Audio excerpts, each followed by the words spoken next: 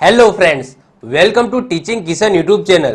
આપણે કંઈક ભૌતિક વિજ્ઞાન એટલે કે ફિઝિક્સની શરૂઆત કરી દીધી હતી, જેની અંદર આપણે ઓલરેડી 4 લેક્ચર જોઈ ગયા.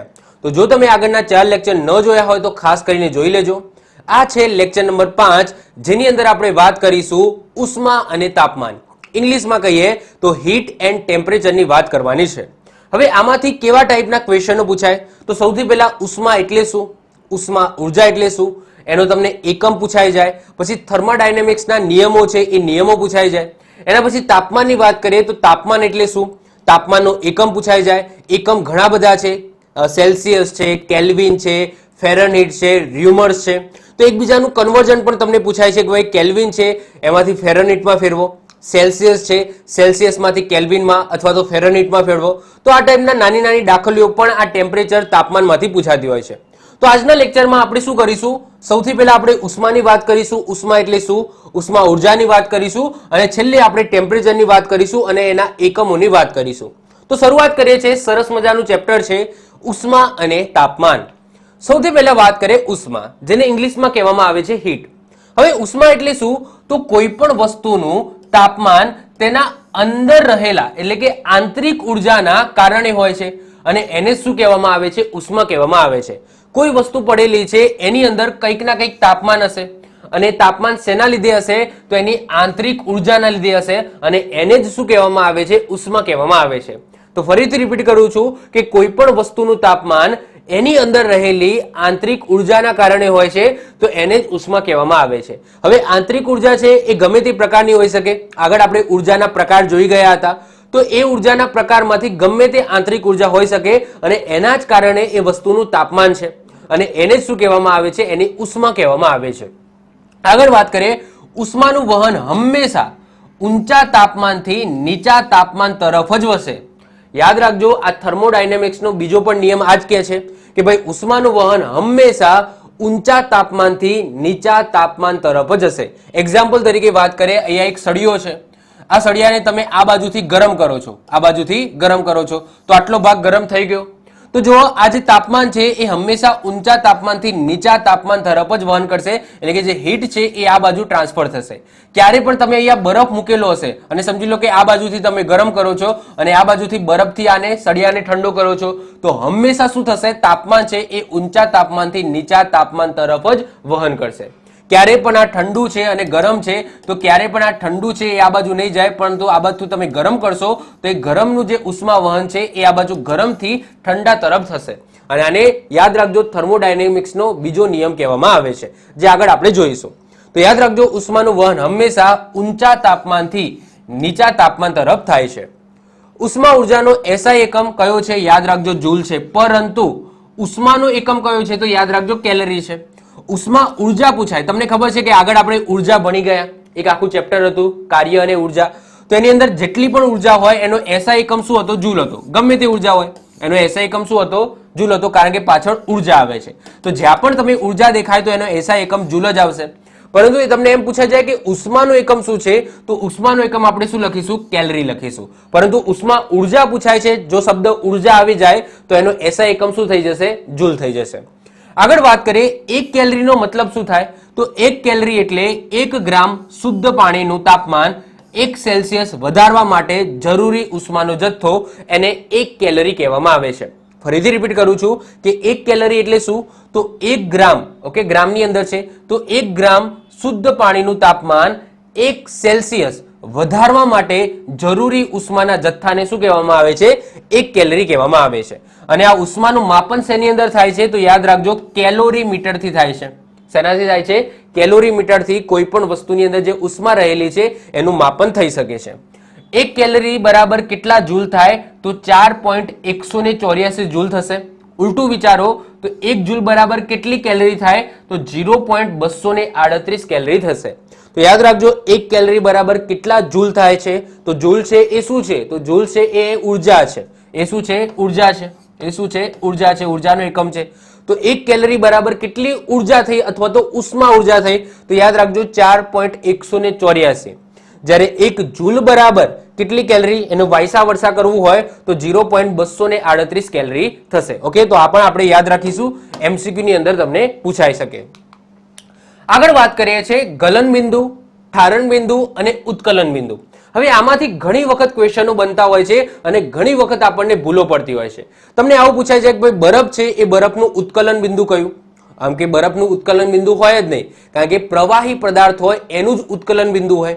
પછી તમને એવું પૂછાય કે ગલન બિંદુ, ગલન એટલે શું? પીગળવું. નામથી જ ખબર પડી જાય ગલન બિંદુ એટલે કે મેલ્ટિંગ પોઈન્ટ. મેલ્ટિંગ પોઈન્ટ શેનું હોય? ઘન પદાર્થનું હોય. એટલે માની લો કે બરફની વાત થાય છે, તો બરફ છે તો બરફનું ગલન બિંદુ કેટલું હોય એ તમને એક્ઝામની અંદર પૂછાય. હવે તમે નીચે ઓપ્શન આપેલા હોય એની અંદર કેલ્વિનની અંદર પણ આપેલું હોય, ફેરનહીટમાં પણ આપેલું હોય, સેલ્સિયસમાં પણ આપેલું હોય, અને આપણે ગોખીને ગયા હોય માત્ર ને માત્ર સેલ્સિયસ કે ભાઈ 0° સેલ્સિયસ એ બરફનું ગલન બિંદુ છે. હવે તમને માગી લે કે બરફનું કેલ્વિનની અંદર ઓકે ગલન બિંદુ કેટલું છે, તમે 0 લખીને આવો, તરત ખોટું.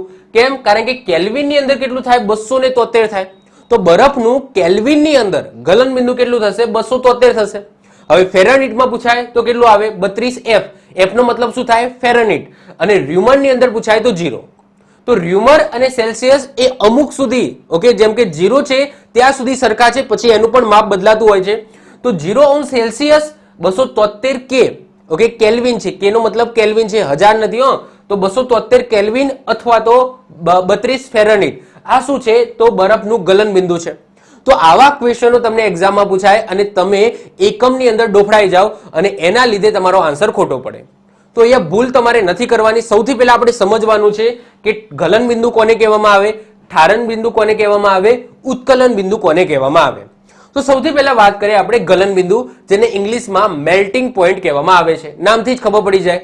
તો એવું એક નિશ્ચિત તાપમાન જે તાપમાને ઘન પદાર્થનું પ્રવાહીની અંદર રૂપાંતરણ થાય તો એને એ પદાર્થનું શું કહેવામાં આવે? ગલન બિંદુ કહેવામાં આવે. હવે અહીંયાથી મને એ ખબર પડી કે દરેક પદાર્થનું ગલન બિંદુ અલગ અલગ હશે. બરફની વાત કરીએ તો બરફનું ગલન બિંદુ કેટલું છે? 0° સેલ્સિયસ છે. કોઈ બીજો પદાર્થ હોય તો એનું ગલન બિંદુ અલગ હશે, કારણ કે એના અંદર સમજી લો તાકાત વધારે હોય તો એ જલ્દી પીગળે નહીં, પ્રવાહીની અંદર રૂપાંતરણ ન થાય, તો એને વધારે તાપમાન આપવું પડે, વધારે ઉષ્મા આપવી પડે, તો એનું ગલન બિંદુ અલગ હોઈ શકે છે. તો અહીંયા વાત થાય છે બરફનું, અને તમને એક્ઝામમાં જો પૂછાશે તો બરફનું જ પૂછાશે. તો બરફનું ગલન બિંદુ કેટલું છે? યાદ રાખજો 0° સેલ્સિયસ. 0° સેલ્સિયસ એ શું છે? બરફનું ગલન બિંદુ છે. કેલ્વિનની અંદર વાત કરીએ તો 273 કેલ્વિન એ બરફનું ગલન બિંદુ છે. ફેરનહીટમાં વાત કરીએ તો 32 ફેરનહીટ એ બરફનું ગલન બિંદુ છે. અને ર્યુમરની વાત કરીએ તો ર્યુમર પણ એક તાપમાનનો એકમ છે. 0 ર્યુમર એટલે કે 0 ર્યુમર એ પણ શું છે? બરફનું ગલન બિંદુ છે. તો આપણે યાદ રાખજો કેલ્વિનની અંદર પૂછ્યું છે, ફેરનહીટમાં પૂછ્યું છે કે સેલ્સિયસમાં પૂછ્યું છે, એ તમારે યાદ રાખવાનું છે. હવે આ શું છે? 0° સેલ્સિયસ એટલે કે સમજી લો કે અહીંયા બરફ છે, આ બરફનો ટુકડો પડેલો છે. હવે 0° સેલ્સિયસ હશે ત્યાં સુધી બરફ એના એ જ અવસ્થામાં રહેશે, પરંતુ અહીંયાથી 0 થી 1 થયું, 0 થી 1° સેલ્સિયસ થયું, એનો મતલબ શું કે આ બરફ છે એ પીગળવાની શરૂઆત થઈ જશે. એટલા માટે આ 0° સેલ્સિયસ શું છે? એનું ગલન બિંદુ છે કે ત્યાં સુધી બરફ છે એ પોતાની અવસ્થા છે જાળવી રાખશે, પરંતુ 0 માંથી જો 1 ડિગ્રી પણ વધ્યું, 0 થી 1 સેલ્સિયસ વધ્યું, એનો મતલબ બરફ છે એની પીગળવાની શરૂઆત થઈ જશે. તો આ 0° છે એ એનું ગલન બિંદુ છે. એનાથી જો તાપમાન વધશે તો પછી બરફ પીગળવાની શરૂઆત થઈ જશે. આ રીતના બધા જ જે ઘન પદાર્થો છે એના ગલન બિંદુ અલગ અલગ હોઈ શકે છે. હવે વાત કરીએ ઠારણ બિંદુ. હવે જે રીતના ગલન બિંદુ છે એનું ઉલટું છે ઠારણ બિંદુ, એટલે કે જે લઘુત્તમ તાપમાને પ્રવાહી પદાર્થનું ઘનમાં રૂપાંતરણ થાય તો એને ઠારણ બિંદુ કહે છે. આમ પદાર્થનું ગલન બિંદુ અને ઠારણ બિંદુ સમાન તાપમાને હોય છે. કેમ હોય છે એ પણ હું તમને કહું છું. બરફનું ઠારણ બિંદુ કેટલું છે? એ પણ 0° સેલ્સિયસ છે. તો આ બધું લાઈન એમના એમ જ રહેવાની. હવે તમારા માઇન્ડની અંદર ક્વેશ્ચન થાય કે સાહેબ કોઈ પણ પદાર્થનું ઠારણ બિંદુ, જેને ફ્રીઝિંગ પોઈન્ટ કહેવામાં આવે છે, એનો મતલબ શું કે હવે પ્રવાહી પદાર્થ છે એનું ઘનમાં રૂપાંતરણ થવાની શરૂઆત થઈ રહી છે, તો એ અને ગલન બિંદુ એટલે કે ઘન પદાર્થ જેનું પ્રવાહીમાં રૂપાંતરણ થવાની શરૂઆત થઈ ગઈ છે, એ બંને સેમ કઈ રીતના હોઈ શકે તમને સમજાવું. જો સમજી લો કે આ એક શું પડેલું છે? બરફ પડેલો છે. શું પડેલું છે? બરફ પડેલો છે. હવે બરફ છે એને 0° સેલ્સિયસ છે, આ 0° સેલ્સિયસ છે, અને આ લિક્વિડ છે. આ સમજી લો કે લિક્વિડ છે. ઓકે, ચલો હું તમને સારી રીતના સમજાવું ફરીથી. હવે સમજી લો કે અહીંયા બરફનો ટુકડો પડેલો છે. આ શું છે? બરફ છે. આ શું છે? બરફ છે. અને અહીંયા સમજી લો કે 0° સેલ્સિયસ છે. હવે 0°C થી તાપમાન વધશે તો એનું શું થઈ જશે? પ્રવાહીમાં રૂપાંતરણ થઈ જશે, એટલે કે પાણી બનશે. પ્રવાહી એટલે કે સમજી લો કે પાણીની અંદર રૂપાંતરણ થશે. હવે 0°C થી જો તાપમાન વધશે, 0°C થી તાપમાન વધશે તો આ બરફનું પ્રવાહી એટલે કે પાણીની અંદર રૂપાંતરણ થશે. એટલા માટે આ બરફનું શું થઈ ગયું? તમારું મેલ્ટિંગ પોઈન્ટ એટલે કે ગલન બિંદુ થઈ ગયું. એ જ રીતના આ પ્રવાહી માટે, પ્રવાહી જે પાણી છે એને જો તમારે બરફની અંદર રૂપાંતરણ કરવું હોય તો 0°C કરતા ઓછું તાપમાન જોઈએ. એટલે કે 0°C છે એ પ્રવાહી માટે પણ કેવું છે? ઠારણ બિંદુ છે. હવે 0°C થી જો તાપમાન તમે ઓછું કરશો, તાપમાન ઓછું કરશો તો આ પાણીનું બરફની અંદર રૂપાંતરણ થવાની શરૂઆત થઈ જશે. ઓકે, પાણી છે લિક્વિડ ફોર્મમાં છે, પરંતુ એમાં જો બરફનું રૂપાંતરણ કરવું હોય એટલે કે ઘનની અંદર રૂપાંતરણ થવાની શરૂઆત કરવી હોય તો 0°C થી એનું તાપમાન ઓછું કરવું પડે, એટલે કે માઇનસમાં લઈ જવું પડે. તો એટલા જ માટે 0°C છે એ ઠારણ બિંદુ અને ગલન બિંદુ બંને છે બરફ માટે. ક્લિયર? સમજી ગયા? કારણ કે આ એક એવો પોઈન્ટ છે એનાથી જો તાપમાન વધારશો તો બરફનું પ્રવાહી એટલે કે પાણીમાં રૂપાંતરણ થશે, અને આનાથી જો તાપમાન ઓછું કરશો તો પ્રવાહીનું તમે બરફની અંદર રૂપાંતરણ થવાની શરૂઆત થશે. શરૂઆત થશે કહું છું. ઓકે, અને અહીંયા પણ પ્રવાહીમાં રૂપાંતરણ થવાની શરૂઆત થશે, એટલે કે પાણી બનવાની શરૂઆત થશે. એટલા માટે 0°C એ બરફનું ઠારણ બિંદુ અને ગલન બિંદુ બંને છે.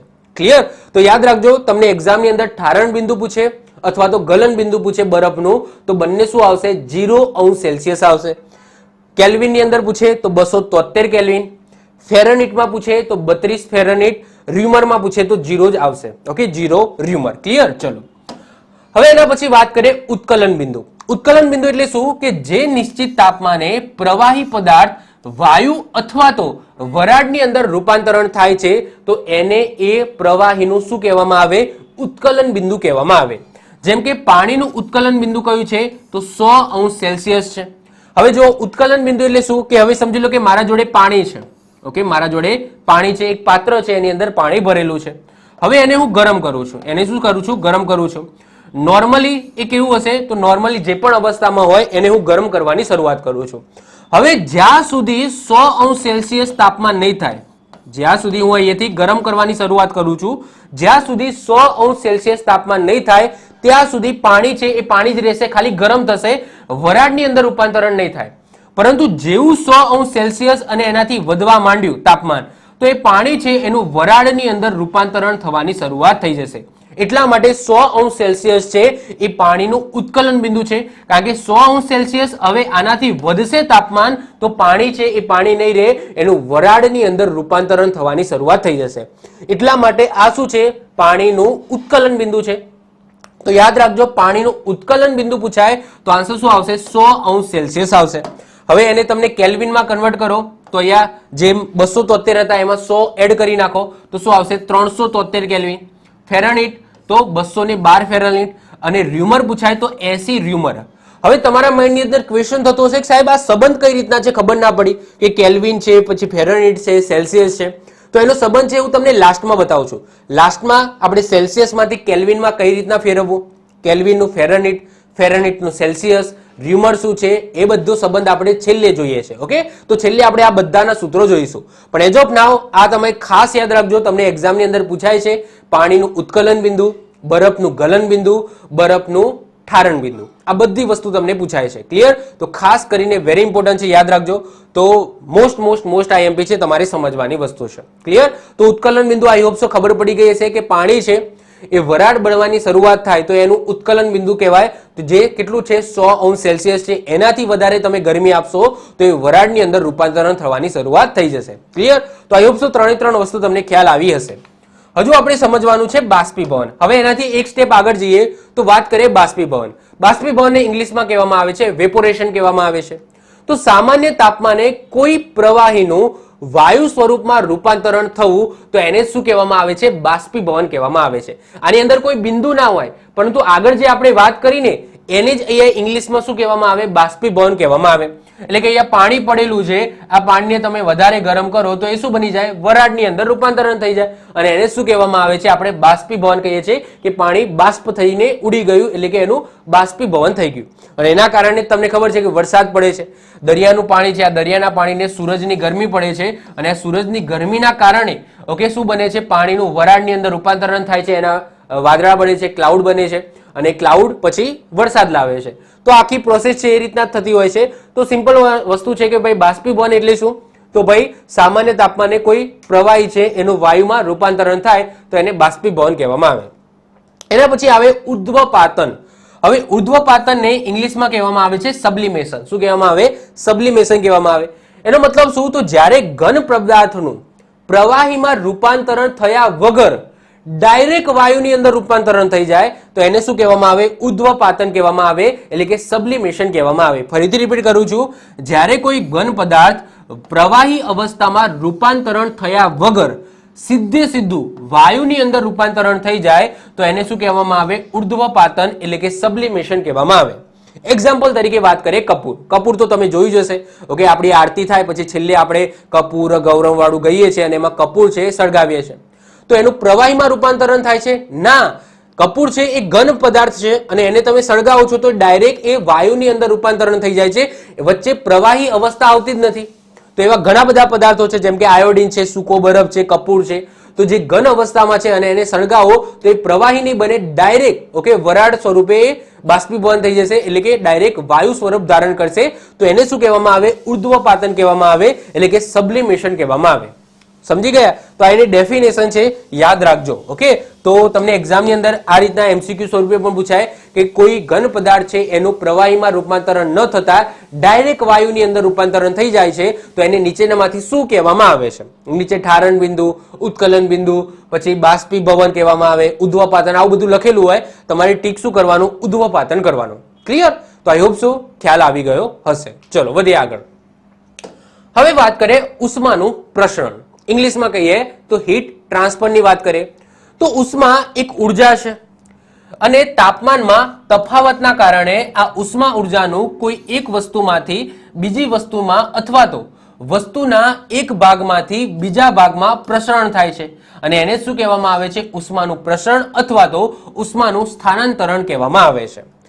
ઉષ્માના પ્રસરણની ત્રણ જુદી જુદી રીતો હું તમને કહીશ, જેમાં એક આવશે ઉષ્મા વહન, જેને કંડક્શન કહેવામાં આવે છે. પછી આવશે ઉષ્મા નયન, જેને કન્વેન્શન કહેવામાં આવે છે અને ત્રીજું છે ઉષ્મા વિકિરણ, જેને રેડિયેશન કહેવામાં આવે છે. તો આ ઓલરેડી આપણે લાસ્ટ લેક્ચરની અંદર બેઝિક માહિતી આપણે મેળવી હતી. હવે આપણે થોડું ડીપમાં જઈને ભણવાનું છે. તો ઉષ્મા વહન એટલે કે કંડક્શન એટલે શું, ઉષ્મા નયન એટલે કે કન્વેન્શન એટલે શું અને ઉષ્મા વિકિરણ એટલે કે રેડિયેશન એટલે શું, એ હવે આપણે સમજવાનું છે. જે શું છે, ઉષ્માનું પ્રસરણ છે. હવે ઉષ્માનું પ્રસરણ છે ને એ એક ભાગમાંથી બીજા ભાગમાં થાય અથવા તો એક જગ્યાએથી બીજા જગ્યાએ થાય. તો એમાં આ ત્રણ વસ્તુ સંકળાયેલી છે, એ ત્રણ વસ્તુ આપણે સમજવાની છે. ચલો વધીએ છીએ, વન બાય વન એક એક કરીને આપણે સમજીએ. સૌથી પહેલા વાત કરીએ ઉષ્મા વહન. નામથી જ ખબર પડી જાય છે, જેને કહેવામાં આવે છે હીટ કંડક્શન. તો ઘન પદાર્થમાં અણુઓની ગોઠવણી, જે અણુઓ હોય છે એની ગોઠવણી એકદમ નજીક હોય છે. પ્રવાહીમાં ઘન કરતા થોડી છૂટી છવાઈ હોય છે અને વાયુમાં તો એનાથી પણ છૂટી છવાઈ હોય છે. તો ઘન પદાર્થમાં અણુઓની ગોઠવણી એકદમ નજીક હોય છે. આવા ઘન પદાર્થને જ્યારે ગરમ કરવામાં આવે ત્યારે ઉષ્માનું વહન કંપન ઉર્જા દ્વારા થાય છે અને એને શું કહેવામાં આવે છે, ઉષ્મા વહન કહેવામાં આવે છે. ઉદાહરણ તરીકે વાત કરીએ, લોખંડના સળિયાને એક છેડેથી ગરમ કરતા બીજો છેડો આપોઆપ ગરમ થઈ જાય છે. એનો મતલબ શું કે હીટ છે એ ટ્રાન્સફર થઈ અને એને શું કહેવામાં આવે છે, ઉષ્મા વહન એટલે કે હીટ કંડક્શન કહેવામાં આવે છે. ઉદાહરણ દ્વારા આપણે સમજીએ. તો આ છે ગેસ. આ ગેસ ઉપર તપેલી મૂકેલી છે. હવે ગેસ ઉપર તપેલી મૂકી છે તો અહીંયા જે ઉષ્મા છે, જે તાપમાન છે, એ કોને મળે છે, તો ઓબ્વિયસલી તપેલીને મળે છે. બધી જ ગરમી કોને મળે છે, તપેલીને મળે છે. હવે તપેલી ગરમ થાય છે તો આ ઉષ્મા છે એના હાથા તરફ પણ, એટલે કે જે ઠંડો ભાગ છે ત્યાં પણ ઓટોમેટિક ગરમ થશે. જે હાથો છે એને ડાયરેક્ટ ગરમી નથી મળતી, ડાયરેક્ટ ગરમી તો તપેલીને જ મળે છે. તો પણ આખી તપેલી ગરમ થઈ જાય છે અને એનો હાથો છે એ પણ ગરમ થવા માંડે છે. કેમ? કારણ કે અહીંયા ઉષ્માનું વહન થાય છે, એટલે કે અહીંયા શું થાય છે, કંડક્શન થાય છે. તો આને શું કહેવામાં આવે છે, કંડક્શન કહેવામાં આવે છે કે ભાઈ હીટ છે એ એક જગ્યાએથી બીજી જગ્યાએ ટ્રાન્સફર થાય છે. અને ટ્રાન્સફર કઈ રીતના થશે, તો મેં આગળ પણ વાત કરી છે કે ઊંચા તાપમાનથી નીચા તાપમાન તરફ થશે. એટલે કે હાથો છે એ ઠંડો હશે, આ ભાગ ગરમ હશે, તો અહીંયાથી હાથા તરફ શું થશે, તો અહીંયા ગરમી છે એનું વહન થશે. એને જ કહેવામાં આવે છે ઉષ્મા વહન. ક્લિયર? ચલો વધીએ છીએ હવે આગળ. આગળ વાત કરીએ ઉષ્મા નયન, જેને ઇંગ્લિશમાં કહેવામાં આવે છે હીટ કન્વેન્શન. હવે હીટ કન્વેન્શન એટલે શું, ઉષ્માનયન એટલે શું, તો પ્રવાહી અને વાયુ પદાર્થમાં અણુઓની ગોઠવણી છૂટી છૂટી હોય છે. આવા પ્રવાહી અને વાયુ પદાર્થને જ્યારે ગરમ કરવામાં આવે ત્યારે ઉષ્માનું વહન ગતિ સ્વરૂપ, ઓકે, ગતિજ સ્વરૂપમાં થાય છે અને એને શું કહેવામાં આવે છે, ઉષ્માનયન કહેવામાં આવે છે. અપવાદ છે પારો. પારો કેમ? કારણ કે પારો છે એ પ્રવાહી હોવા છતાં એમાં ઉષ્માનયનની પ્રક્રિયા નથી થતી. એમાં કઈ પ્રક્રિયા થાય છે, ઉષ્મા વહનની પ્રક્રિયા થાય છે. તો યાદ રાખજો, અપવાદમાં તમારે પારો યાદ રાખવાનો છે. પારાની અંદર ઉષ્માનયનની પ્રક્રિયા નથી થતી. એ પ્રવાહી છે તો પણ એની અંદર ઉષ્માનયનની પ્રક્રિયા નથી થતી. એમાં કઈ પ્રક્રિયા થાય છે, ઉષ્મા વહનની પ્રક્રિયા થાય છે. હવે ઉષ્માનયન એટલે શું, સિમ્પલ તમે ધ્યાનથી સમજજો. તો જુઓ, અહીંયા તપેલી છે, તપેલીની અંદર શું ભરેલું છે, તો સમજી લો કે પાણી ભરેલું છે. ઓકે, પાણી ભરેલું છે. હવે તપેલી છે એ તપેલીને તમે ગરમ કરો છો તો પાણીમાં અહીંયા નીચેના જે અણુઓ હશે, ઓકે, પાણીની અંદર જે નીચેનું પાણી હશે અથવા તો નીચેના પાણીના જે અણુઓ હશે એ ગરમ થશે અને જેવા એ ગરમ થશે એ શું કરશે, ઉપરની તરફ ગતિ કરશે. એટલે કે આ જે અણુઓ, જે ગરમ થયેલા અણુ છે એ ઉપર જશે અને જે ઠંડા અણુઓ છે એ ક્યાં આવશે, નીચે આવશે. આ જ રીતના જે ચક્કર છે આ રીતના ચાલતું જશે, ચાલતું જશે, ચાલતું જશે. એવું નહીં થાય કે ભાઈ નીચે છે પાણી ગરમ રહી જશે અને ઉપરનું પાણી એમના એમ ઠંડુ રહી જશે. એવું ક્યારે પણ થશે નહીં. શું થશે, જે અણુઓ છે જેવી એને ગરમી મળશે એ શું કરશે, ગતિમાં આવી જશે અને એ ઉપરની તરફ જશે. એ ઉપરની તરફ જશે તો જે ઉપરના જે ઠંડા અણુઓ છે એ ક્યાં આવશે, નીચે આવશે, એને ગરમ થશે અને આ રીતના આ જે પ્રોસેસ છે ચાલતી રહે છે અને પાણી છે એ કેવું થાય છે, પાણી છે એ ગરમ થતું જાય છે. ચલો, અને અપવાદમાં યાદ રાખજો, પારો એ પ્રવાહી છે, એના એ પ્રવાહી હોવા છતાં એની અંદર ઉષ્માનયનની પ્રક્રિયા નથી થતી. એની અંદર કઈ પ્રક્રિયા થાય છે, ઉષ્મા વહનની પ્રક્રિયા થાય છે. ક્લિયર? ચલો વધીએ છીએ હવે આગળ. હવે વાત કરીએ ઉષ્મા વિકિરણ, જેને ઇંગ્લિશમાં કહેવામાં આવે છે હીટ રેડિયેશન. હવે ઉષ્મા વિકિરણ એટલે શું, તો જ્યારે ઉષ્માનું પ્રસરણ કોઈ દ્રવ્ય દ્વારા નહીં, માત્ર વિકિરણ સ્વરૂપે થાય તો એને શું કહેવામાં આવે છે, ઉષ્મા વિકિરણ કહેવામાં આવે છે.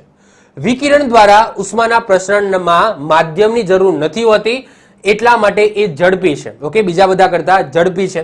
જેમ કે ઉદાહરણ તરીકે વાત કરીએ કે સૂર્યની ગરમી છે એ પૃથ્વી સુધી પહોંચે છે, તો સૂર્યથી પૃથ્વી જે ઉષ્માનું પ્રસરણ થાય છે એ શેના લીધે થાય છે, તો ઉષ્મા વિકિરણના લીધે થાય છે. એટલે કે એને ઉષ્મા વિકિરણ કહેવામાં આવે.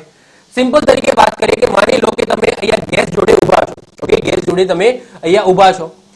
ચલો આપણે તાપણીની જ વાત કરી લઈએ કે તમે અહીંયા સમજી લો કે લાકડા સળગાવો છો. ઓકે, આ રીતના લાકડા સળગાવો છો. તમે અહીંયા તાપણી કરવા માટે બેઠેલા છો તો તમને અહીંયા હાથ આટલી સુધી લાવો તો તમને ગરમી મળશે, આની તાપણીની ગરમી મળશે? તો યસ, મળશે. કેમ? કારણ કે અહીંયા જે ગરમી છે એ ટ્રાન્સફર થાય છે અને કયા સ્વરૂપે ટ્રાન્સફર થાય છે, તો ઉષ્મા વિકિરણ સ્વરૂપે ટ્રાન્સફર થાય છે. તો અહીંયા તમને રેડિયેશન છે એ પણ તમે અહીંયા સમજી શકો છો કે આ તપેલી છે એ ગેસને નથી અડાડેલી, ગેસને અડાડેલી નથી. ગેસ છે એ નીચે છે અને તપેલી થોડી ઉપરના સાઈડ છે. તો અહીંયા ગેસમાંથી જે ઉષ્મા ઉર્જા એ તપેલીને મળે છે એ વન ટાઈપ ઓફ શું છે, રેડિયેશન છે. એટલે કે ઉષ્મા વિકિરણના સ્વરૂપે મળે છે. આ ઉદાહરણ પણ તમે ધ્યાનમાં લઈ શકો છો કે ભાઈ તાપણી કરતા હોય ત્યારે તમે આ રીતના આ હાથ રાખો છો તો પણ તમારા હાથને ગરમી મળે છે. તો એક શેના લીધે મળે છે, તો ઉષ્મા વિકિરણના લીધે મળે છે. તો એને શું કહેવામાં આવે, ઉષ્મા વિકિરણ કહેવામાં આવે, એટલે કે હીટ રેડિયેશન કહેવામાં આવે. સિમ્પલ. તો આઈ હોપ સો આજે ત્રણ વસ્તુ છે તમે સમજી ગયા હશો, ઉષ્મા વહન, ઉષ્માનયન અને ઉષ્મા વિકિરણ. ક્લિયર? ચલો વધીએ છીએ હવે આગળ. હવે વાત કરીએ ઉષ્મા ચાલકતા, જેને કહેવામાં આવે છે થર્મલ કન્ડક્ટિવિટી. તો થર્મલ કન્ડક્ટિવિટી એટલે કે ઉષ્મા ચાલકતાની વાત કરીએ તો એકમ લંબાઈ અને એકમ ક્ષેત્રફળ ધરાવતા પદાર્થના બે છેડા પરના તાપમાનના તફાવતના કારણે જે દરે ઉષ્મા પ્રસરણ થાય છે તે દરને શું કહેવામાં આવે છે, ઉષ્મા ચાલકતા કહેવામાં આવે છે. સિમ્પલ ભાષામાં કહું તો કોઈ ઘન પદાર્થ છે, એ ઘન પદાર્થની અંદર તમે એક બાજુથી તમે ગરમ કરો છો તો એ ગરમ થયેલું જે ભાગ છે ત્યાંથી હીટ છે એ ઠંડી બાજુનો જે છેડો છે ત્યાં ટ્રાન્સફર થશે અને જે ટ્રાન્સફર થવાનો જે દર છે, ઉષ્મા જે ટ્રાન્સફર થવાનો દર છે એને શું કહેવામાં આવે છે, ઉષ્મા ચાલકતા કહેવામાં આવે છે. ઉદાહરણ દ્વારા સમજાવી દઉં કે એ સમજી લો કે આ ઘન ટુકડો છે, સમજી લો લોખંડનો ટુકડો છે. હવે આ લોખંડના ટુકડાને તમે એક છેડેથી ગરમ કરો છો તો નિયમ પ્રમાણે શું થશે કે જે ગરમ બાજુ છે, ગરમ બાજુનો છેડો છે ત્યાંથી જે ઉષ્મા છે, જે તાપમાન છે એ કઈ બાજુ ટ્રાન્સફર થશે, તો એ ઠંડી બાજુ ટ્રાન્સફર થશે.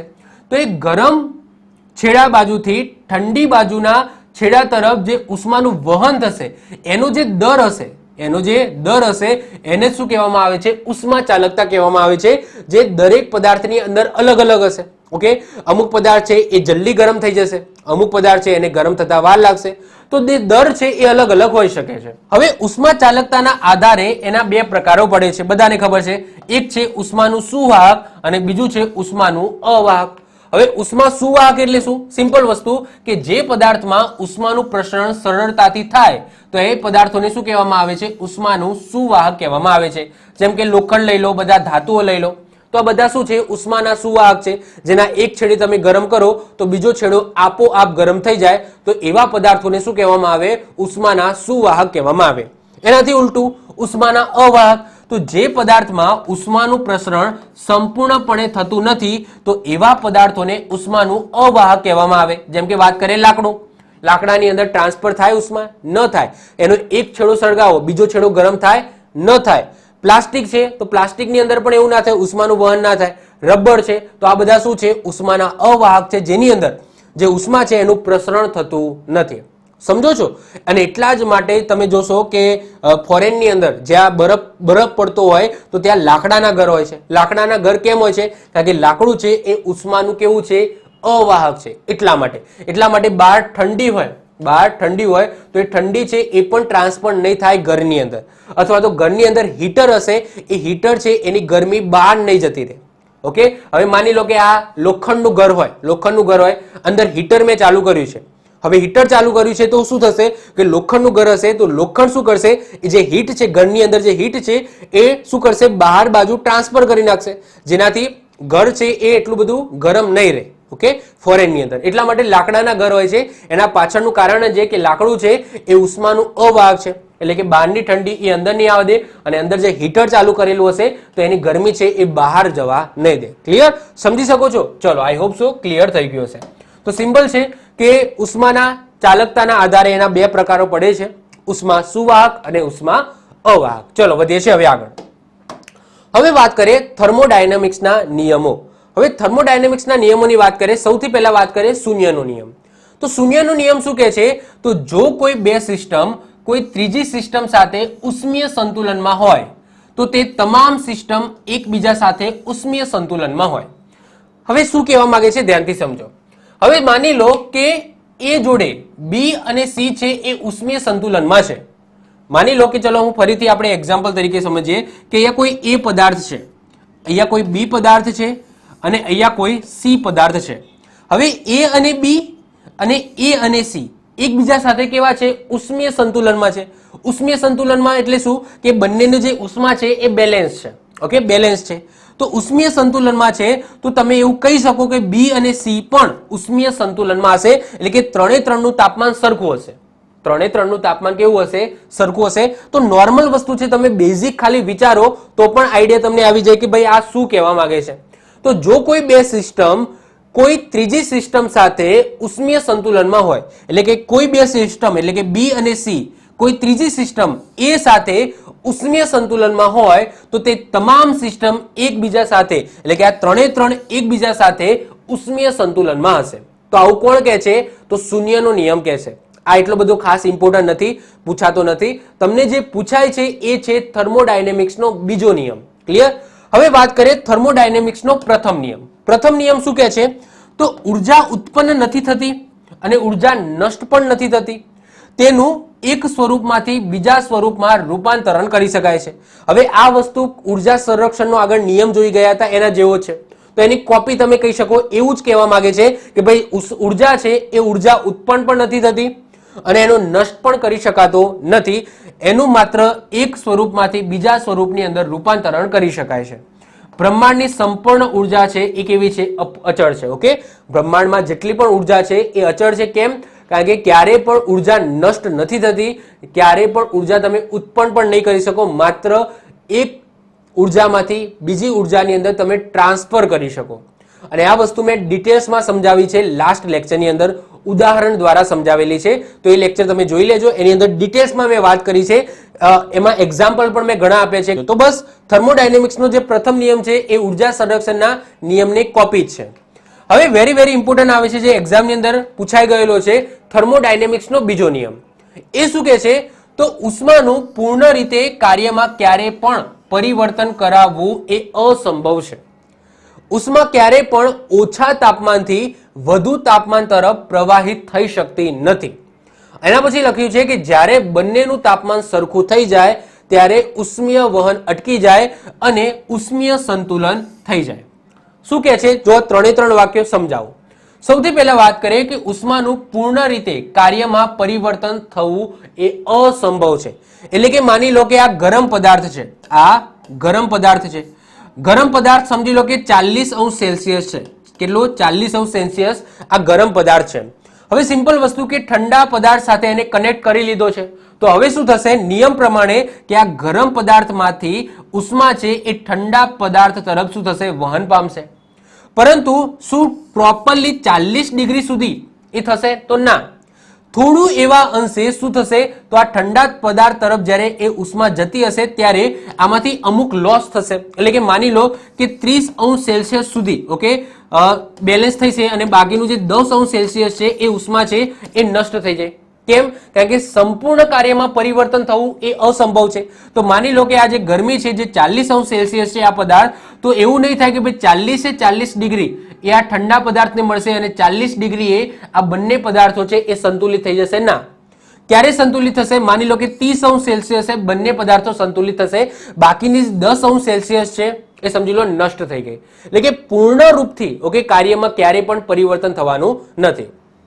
આગળ વાત કરીએ, ઉષ્મા ક્યારે પણ ઓછા તાપમાનથી વધુ તાપમાન તરફ પ્રવાહિત નહીં થાય. એટલે કે ક્યારે પણ ઉષ્મા છે એ ઠંડા પદાર્થથી ગરમ પદાર્થ તરફ ક્યારે પણ વહન નહીં પામે. હંમેશા ગરમ પદાર્થથી ઠંડા પદાર્થ તરફ જ વહન પામશે.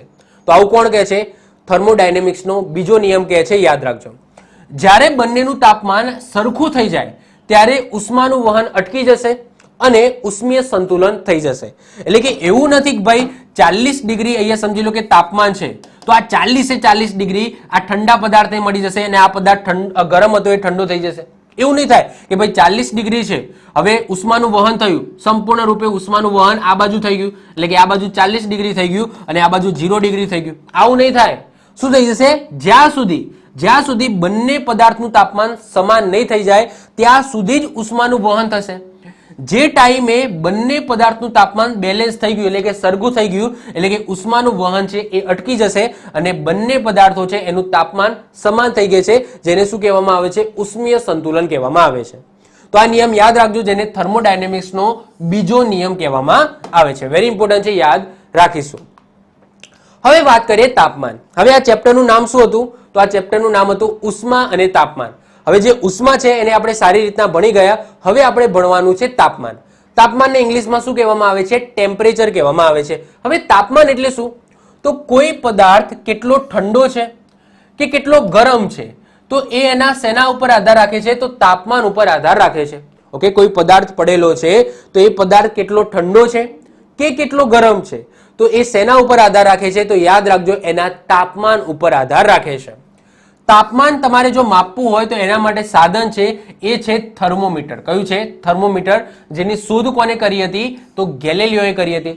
સામાન્ય થર્મોમીટરની અંદર શું હોય છે? પારો ભરવામાં આવે છે. તમને જોયો જ હશે પારો. ઓકે, સિલ્વર કલર જેવો દેખાય, પારો ભરવામાં આવે છે જેનું ગલન બિંદુ -39°C અને ઉત્કલન બિંદુ 357°C છે.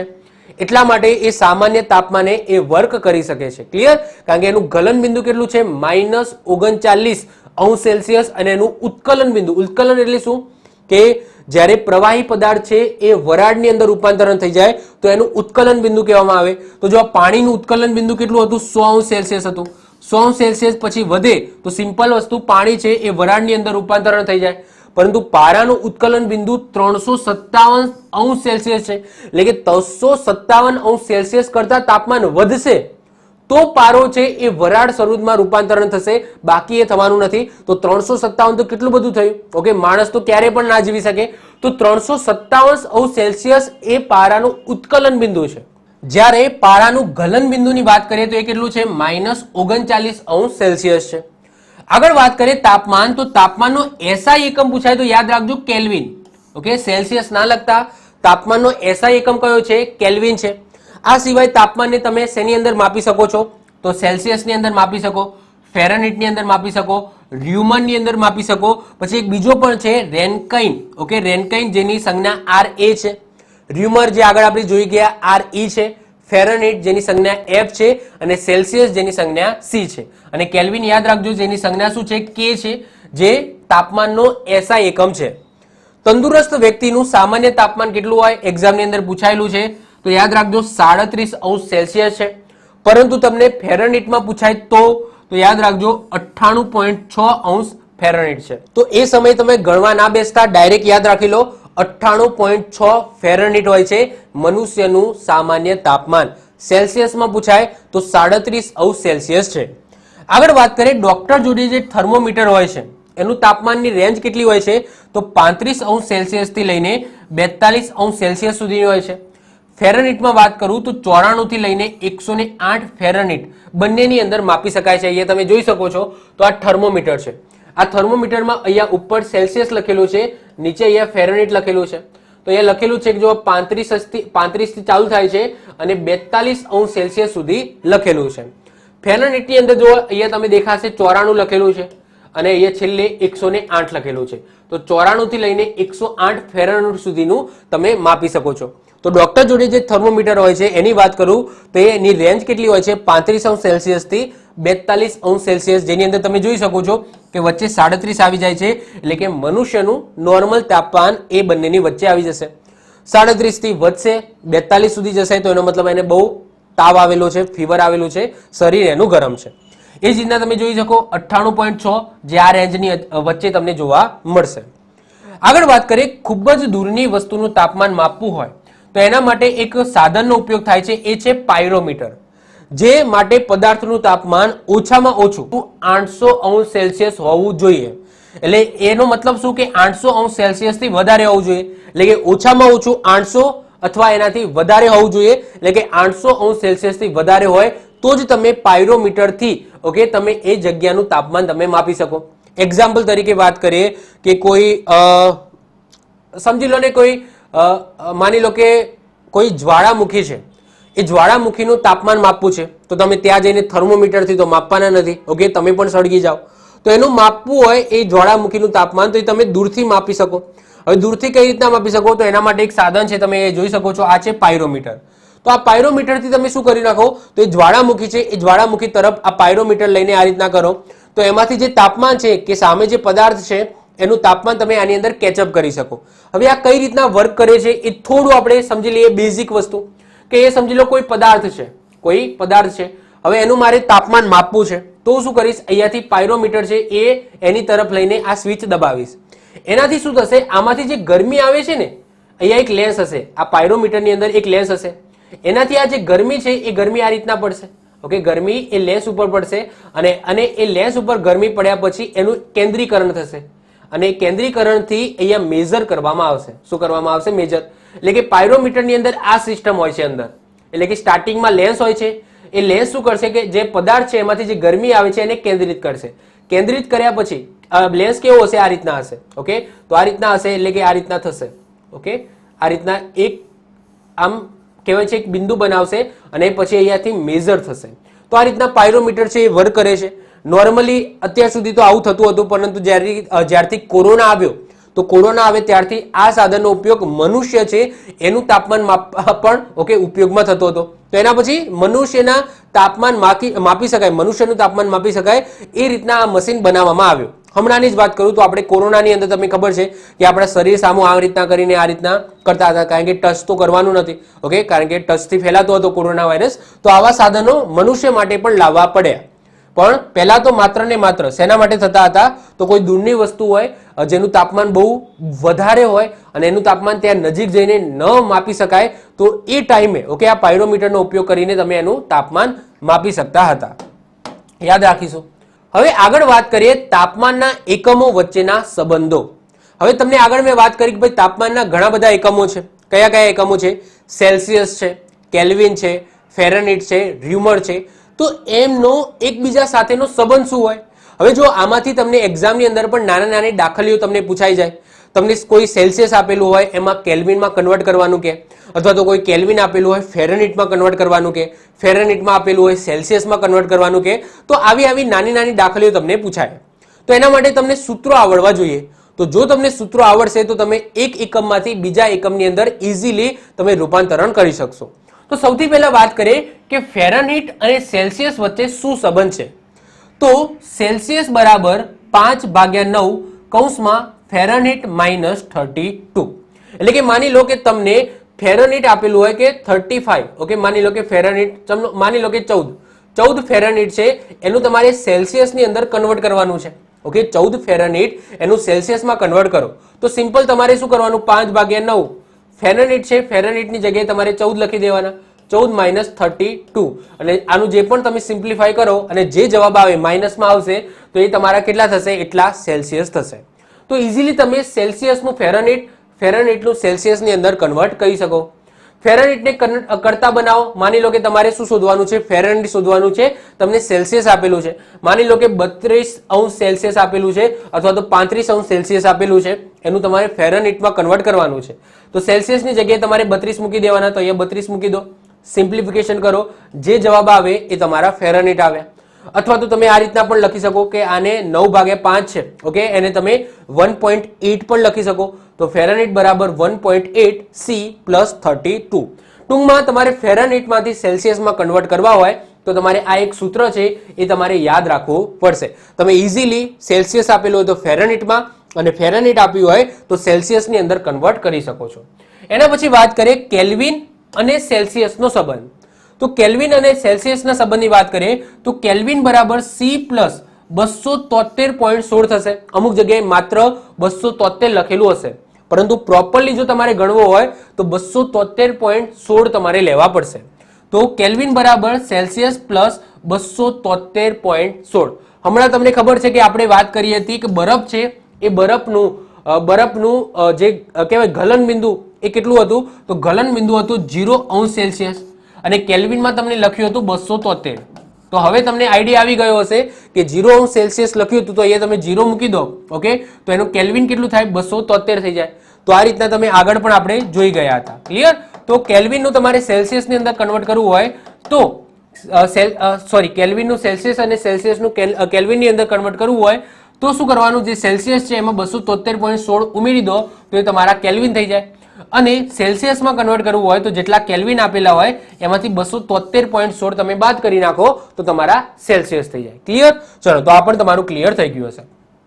હવે તમને કેલ્વિનનું, ઓકે, ફેરનહીટમાં પૂછાય તો કેલ્વિનનું ફેરનહીટમાં પૂછાય તો તમારે સૌથી પહેલા શું કરવું પડશે, તો કેલ્વિનનું સેલ્સિયસમાં કન્વર્ટ કરવું પડશે અને પછી સેલ્સિયસનું તમારે ફેરનહીટમાં કન્વર્ટ કરવું પડશે. તો તમારે કેલ્વિન છે એનું સેલ્સિયસમાં કન્વર્ટ કરો, પછી સેલ્સિયસ અને ફેરનહીટનો સંબંધ અહીંયા તમને દેખાશે, તો એમ પછી સેલ્સિયસનું તમારે આ રીતના ફેરનહીટમાં કન્વર્ટ કરવું પડે. ક્લિયર? એના પછી વાત કરીએ ર્યુમર અને સેલ્સિયસ, જે વધારે પૂછાતું નથી, પરંતુ જોઈ લઈએ કે ર્યુમર અને સેલ્સિયસની વચ્ચે શું સંબંધ છે. તો ર્યુમર બરાબર 4/5 સેલ્સિયસ થાય. ઓકે, યાદ રાખી લેજો, ર્યુમર બરાબર 4/5 સેલ્સિયસ અથવા તો સેલ્સિયસ બરાબર 5/4 ર્યુમર થશે. તો ઇઝીલી તમે ર્યુમરનું સેલ્સિયસ અને સેલ્સિયસનું ર્યુમરની અંદર કન્વર્ટ કરી શકો છો.